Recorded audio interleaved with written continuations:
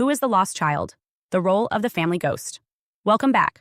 I'm Adeline Atlas, 11 times published author, and this is the Family Roles series. In today's video, we're going to dissect one of the most misunderstood roles in the narcissistic family system, the lost child. If you've ever felt emotionally invisible, psychologically unacknowledged, or quietly erased in your family, this video is for you. The lost child is not the troublemaker, and they're not the star. They are the one who vanishes into the background without making noise, without asking for help, and often without being noticed. This video will help you understand who the lost child is, how this role forms, how it differs from other family roles like the scapegoat or golden child, what signs define this psychological blueprint, and how it affects adult life and identity formation. Let's begin with a definition. The lost child is a child who adapts to a dysfunctional or narcissistic family environment by withdrawing. They survive by making themselves small, not necessarily physically, but emotionally. They don't assert themselves. They don't challenge the system. They avoid attention, conflict, and confrontation. In many cases, they become self-contained, minimizing their needs, suppressing their feelings, and retreating into fantasy, books, imagination, or silence. They do not demand emotional energy from caregivers because they have learned often from an early age that their needs will not be met and their emotions will not be validated. So they remove themselves from the relational space altogether. This withdrawal is not a personality trait, it's a defensive strategy.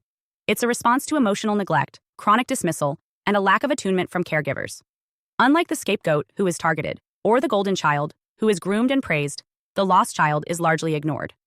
Their experience is not shaped by intense chaos or pressure, but by prolonged absence. Emotional absence, relational absence, recognition absence. They are not harmed through direct attack. They are harmed through omission. And that omission teaches them one thing: they are alone. Now let's clarify how the lost child differs from the other two most recognized roles in the narcissistic family structure, the scapegoat and the golden child. The scapegoat is targeted. They are the emotional trash can of the family. Any dysfunction that the system refuses to own is projected onto them. They are the ones who speak up, break the rules, or display symptoms that reflect the family's deeper issues. The golden child, in contrast, is idealized. They are the extension of the narcissistic parent's ego. They are rewarded for compliance, for excelling, for looking perfect. But they too pay a price: conditional love and the constant pressure to perform. The lost child does not receive either type of engagement. They are not groomed or idealized like the golden child. They are not blamed or attacked like the scapegoat. Instead, they are bypassed, skipped over, forgotten in conversations, left out of decision-making, invisible at family events. Their presence is not reacted to, it is ignored, which creates a fundamentally different type of trauma, the trauma of emotional non-existence. Let's talk about how this role develops. In early childhood, all children seek attachment. It is a biological imperative. If the parent is responsive, emotionally attuned, and available, the child forms secure attachment. But if the parent is unpredictable, unavailable, or emotionally self-absorbed, as narcissistic parents often are, the child must adapt. Some children adapt by becoming high performers. Others fight. Some absorb blame to stay connected. The lost child adapts by disconnecting. Not because they want to, but because every time they sought closeness, they were met with rejection, criticism, or emotional vacancy. So eventually, they stop seeking. Not just in that relationship, but in all relationships. In homes dominated by a narcissistic parent, this dynamic is magnified.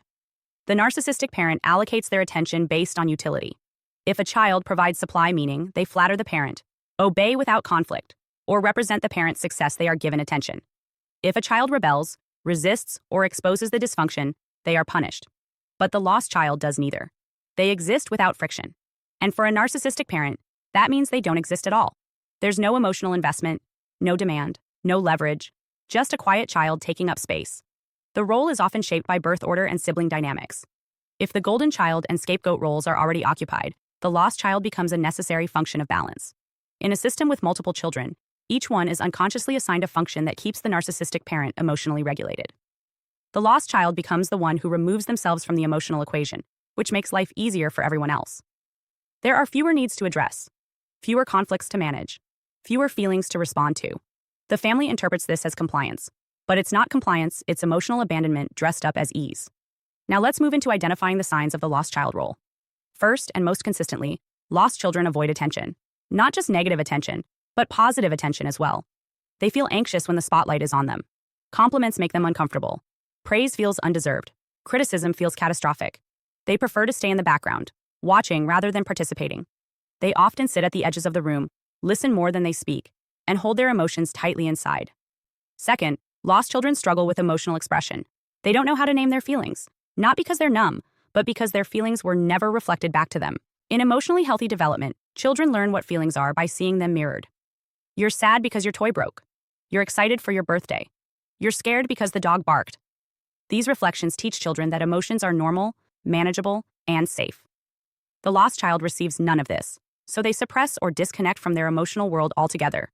As adults, they may feel flat, empty, or overwhelmed by their own emotional responses. Third, they gravitate toward solitude. Many lost children become deeply imaginative. They immerse themselves in books, games, or digital worlds. They prefer structured fantasy over unstructured chaos. They feel more connected to fictional characters than family members. This is not laziness or introversion, it's survival.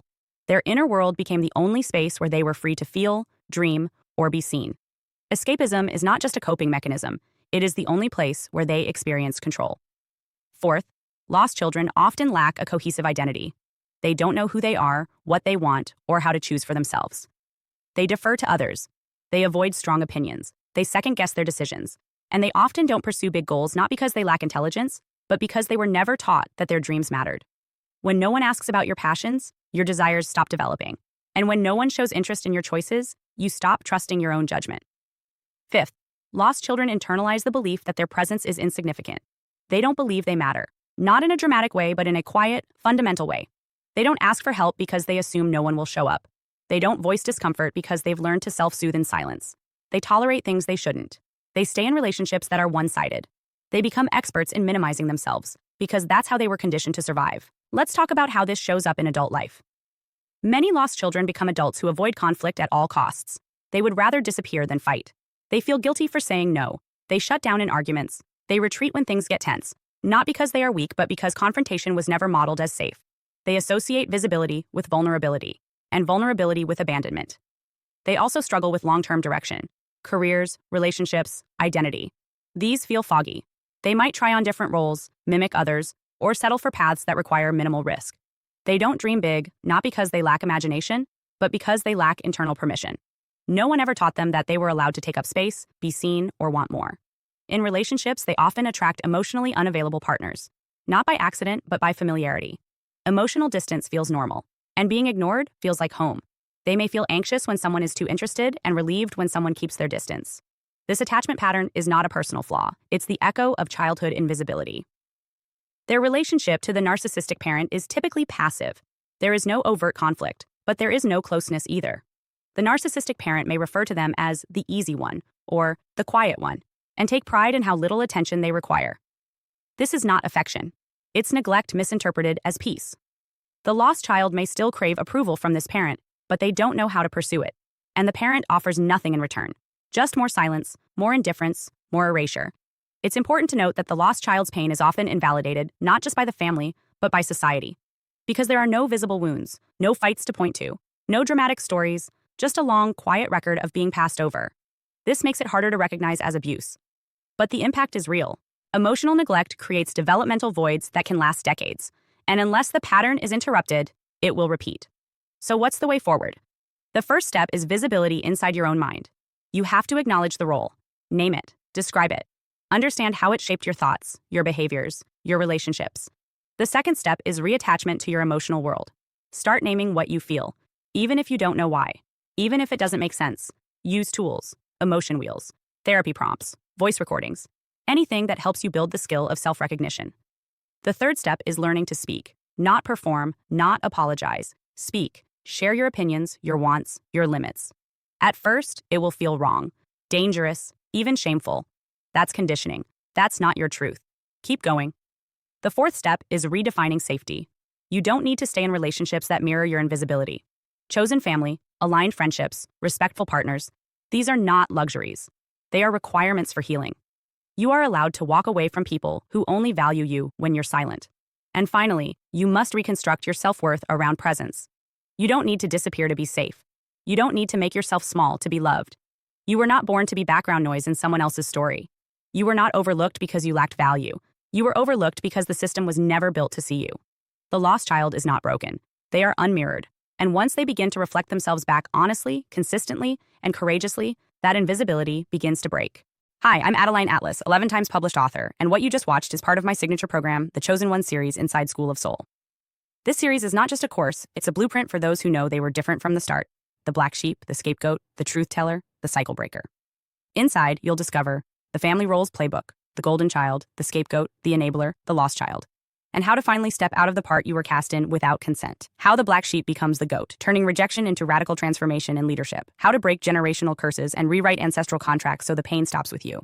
And how to recognize and escape modern forms of spiritual and technological targeting, from gang stalking to synthetic synchronicity. This isn't just about survival. It's about awakening, about reclaiming your voice, your lineage, and your destiny as one of the chosen ones. Click the link below to access the full series now, because the role ends the moment you decide it does, and the real script begins with you.